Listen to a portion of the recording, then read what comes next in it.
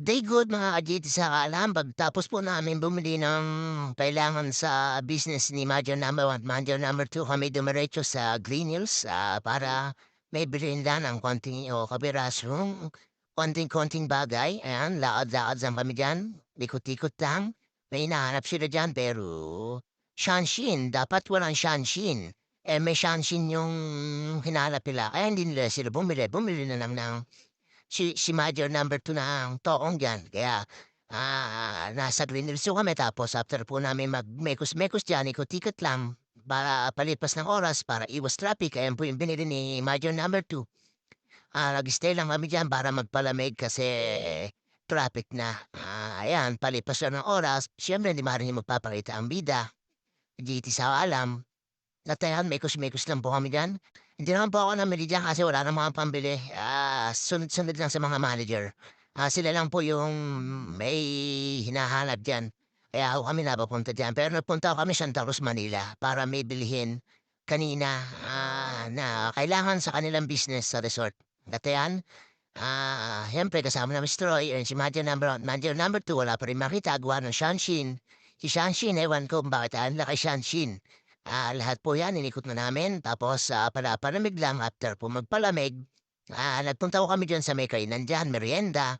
Siyempre palipas oras pero hindi rin sa EDSA dadaan kaya na-traffic din, inabot din kami ng traffic. Tapos niyan, after niya magkaikot-ikot kami, nagmekos-mekos tornado na diyan, nagkaisipan ng magmeryenda at, hinanap po namin yung meriyendahan namin kaya ayan, may binili lang po diyan tapos, pagkatapos po niyan, umikot na po kami nauna namin yung napagmemeryendahan namin at nakita namin diyan yung Auntie Anne's at saka si Gocham ba yun, yung milk tea, ayan.